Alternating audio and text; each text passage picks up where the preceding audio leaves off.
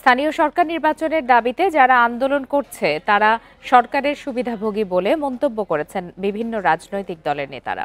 অবাধ নিরপেক্ষ জাতীয় নির্বাচনের জন্যই ১৬ বছরের আন্দোলন সংগ্রাম ছিল বলেও জানান তারা। এই ঈদে জামা জুতো অ্যাক্সেসরিজের ডিসকাউন্ট।